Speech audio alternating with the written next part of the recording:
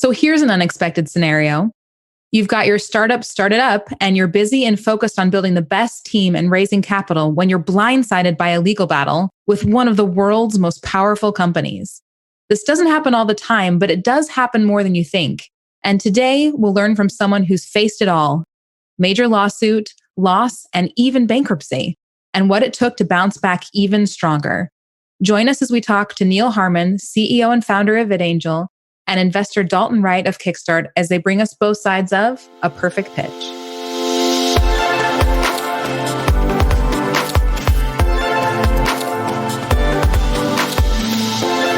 What is Perfect Pitch? It's a podcast from Kickstart that reveals the minds of both investors and entrepreneurs throughout a startup's journey. So whether that's uncovering what everyone's really thinking during a startup pitch, or learning how entrepreneurs like you have managed their first major roadblock, Perfect Pitch offers an honest, quick, and tactical guide to help you on your startup journey. I'm your host, Karen Zelnick. Neal and Dalton, thank you so much for being here today. Thank you, Karen. It's going to be a really good discussion, but before we jump in, I want to talk a little bit about you.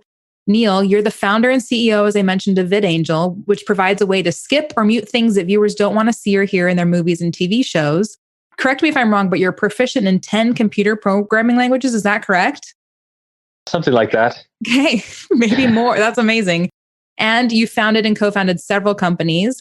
It sounds like that founder streak started when you were 11 years old and you purchased a cow to start a dairy business. You're bringing back memories. I need to hear about these cows. How did the dairy business go?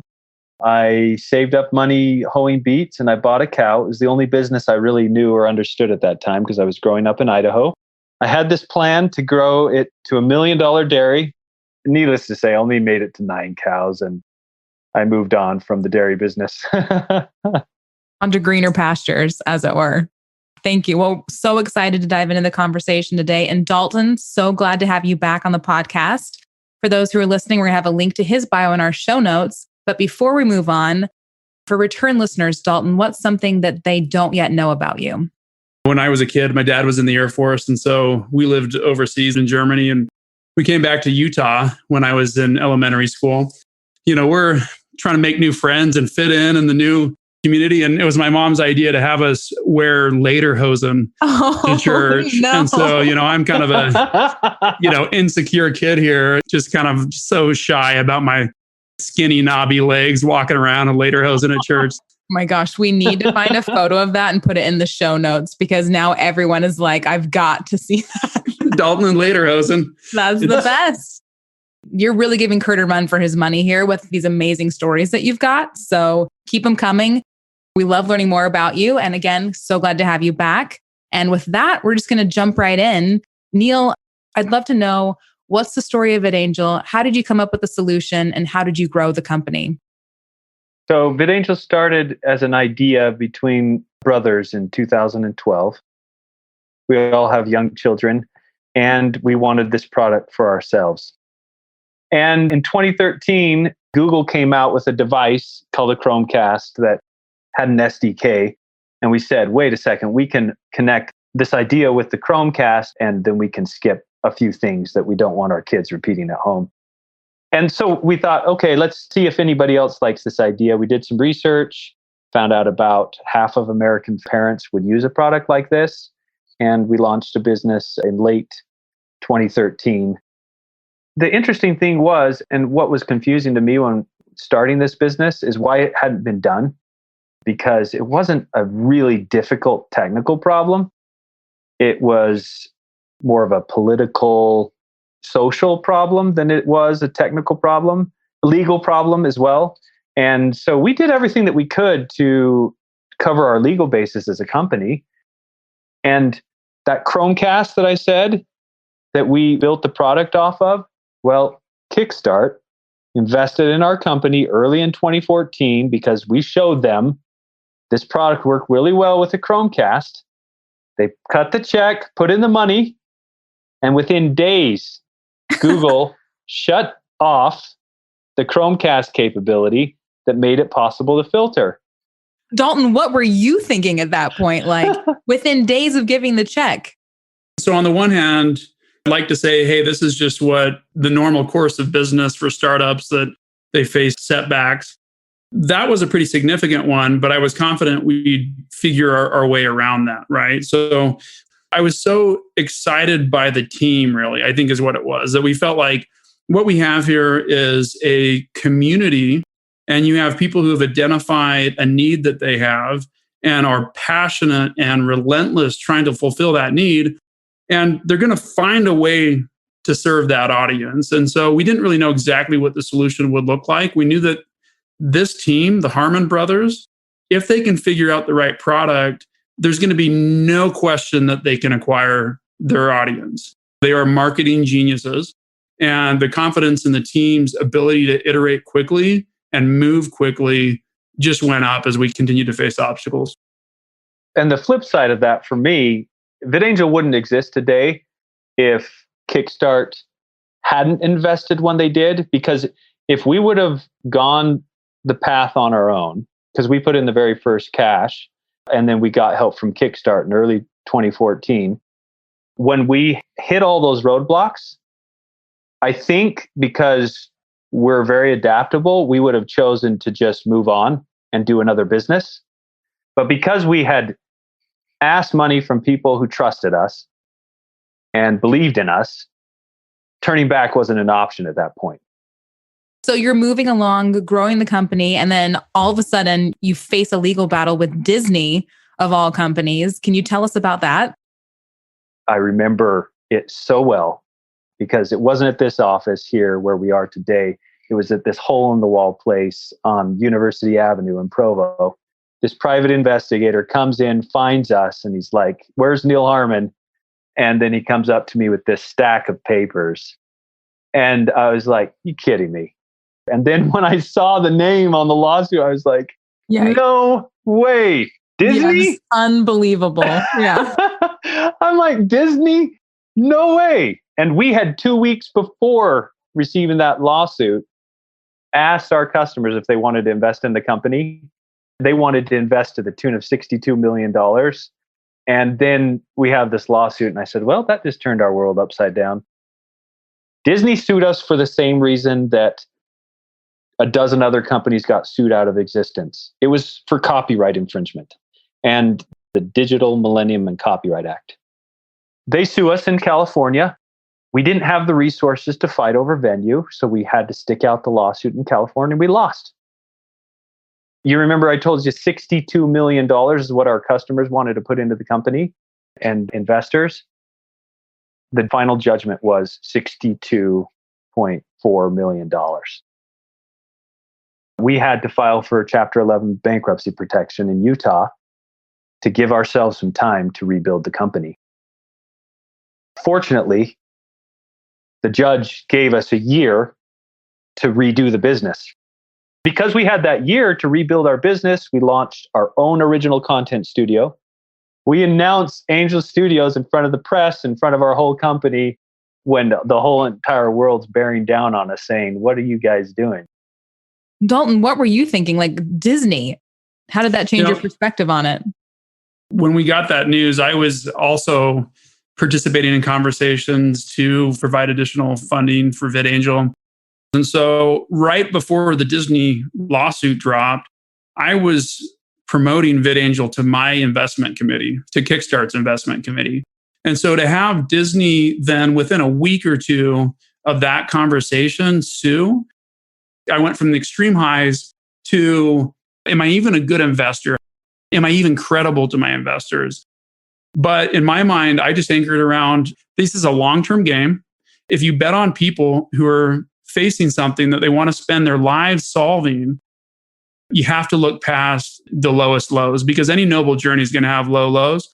And if you can somehow find the presence of mind in those moments and have that context, then you can kind of breathe through it and say, let's just keep going.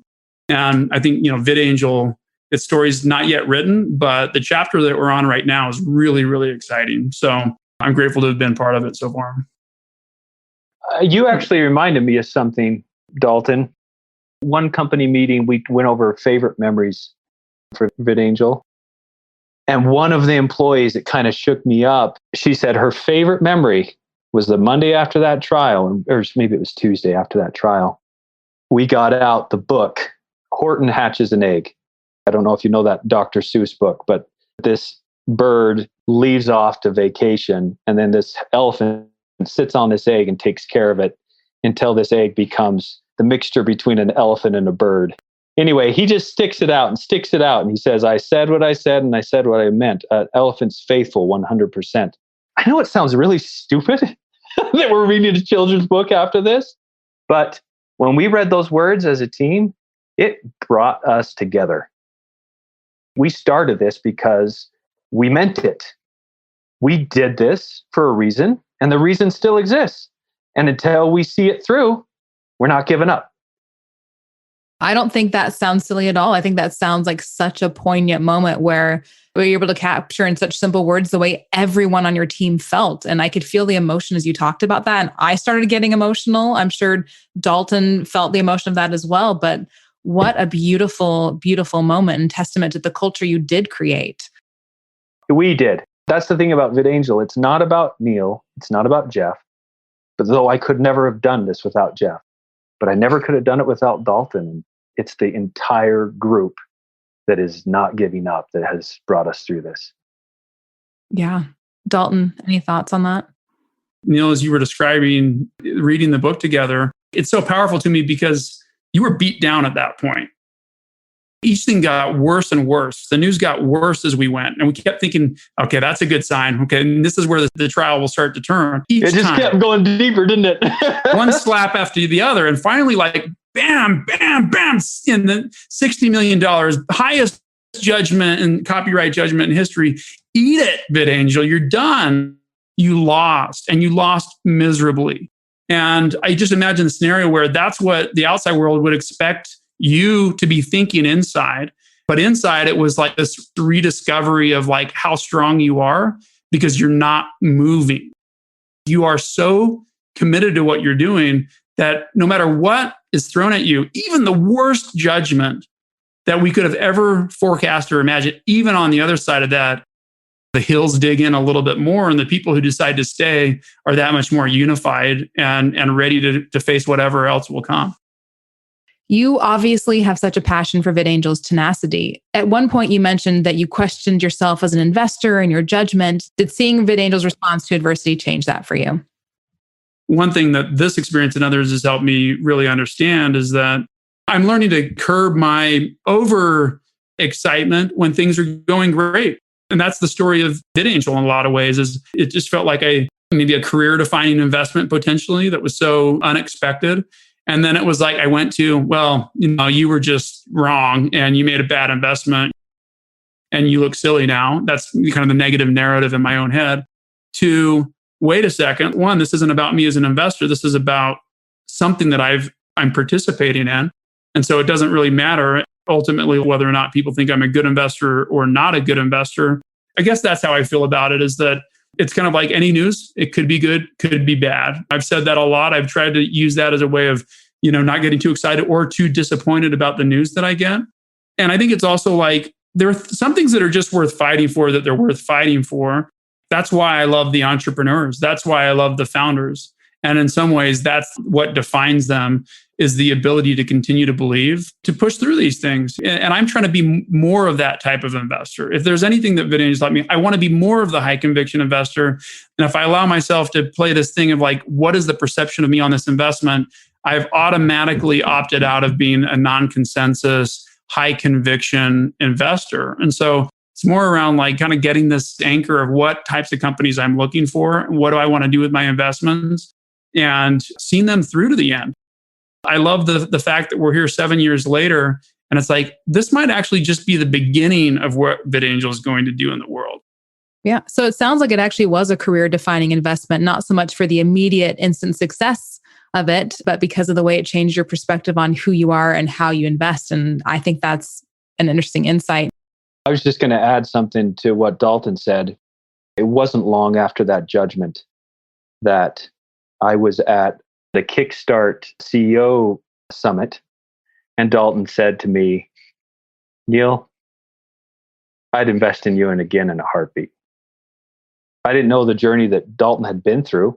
But to me, that was one of the moments where, even though I was struggling, as I looked at all these CEOs that were succeeding in their companies, for Dalton to say that, it really buoyed me up and made me say, wait a second, maybe our reputations can still survive this mess.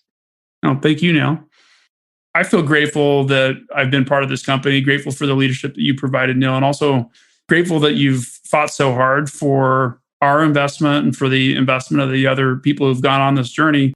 When people ask me about how VidAngel is doing, when I say, yeah, we're out of bankruptcy, the assumption is, so you guys kind of got wiped out. That's hard. It's like, well, no, because of the way that the Harmons managed to actually grow their business and uncover new revenue streams while they were in bankruptcy, while they were facing judgments, they actually produced more opportunity than they had beforehand. And the cap table stayed intact. Our ownership stayed intact. And we're going to raise at an increase in valuation coming out of this.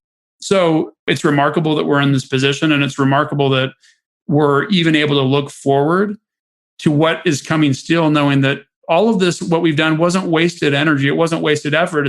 It's been frustrating at times, but high expectations for our stake in this company. It's going to be a meaningful ownership stake for that fund for many years to come still. I think, Dalton, that goes back to what you were saying at the beginning about you were just excited by the team and the fact that you knew that no matter what, they would find a way. And Neal, I'd actually love to talk about the way that you found. So you've settled with Disney, you've exited bankruptcy, and now you're creating original content. Tell us about what VidAngel is doing now. That's a great question. So we have never been so excited about the future. And I think by the end of first quarter, I'm very confident by the end of first quarter, the whole world is going to see what we've done in a totally different light. And they'll say, oh, that's what these guys have been up to. We see the gap in the market. The gap is wide open. And where are films like It's a Wonderful Life for our century? We, as a studio, intend to create a home that in 10 or 50 years, when people think of a place where they go to experience entertainment or stories that just amplify light in the world, they'll think of our brand. That's where we will be. We just successfully launched after The Chosen, which The Chosen was crowdfunded by 19,000 people. We just launched and funded by over 3,000 people, Tuttle Twins, and another 3,000 freelancers. And there's a lot of changes coming. Rather than trying to skip over stuff that we find objectionable and great stories, we respect and honor Hollywood for the amazing craft that they've done.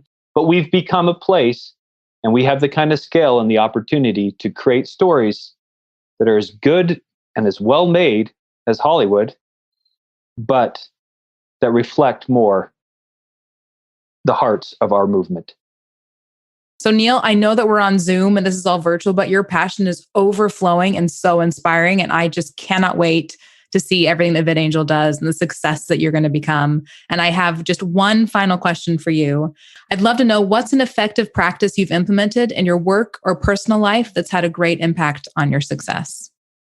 You've never failed until you quit. I've felt like I was a failure so many times throughout my career, but just because I kept stepping forward, trudging through, you eventually get through it. You will. It's the state of the world. It's the way the world works. So you've never failed until you quit. Yeah. Dalton, any thoughts on that? We're pretty simple creatures sometimes as seed investors. And oftentimes it's enough just to know you have a really great founder. You don't have to know what the end story looks like. You just need to know that you're going on a journey with a really great person or a really great team.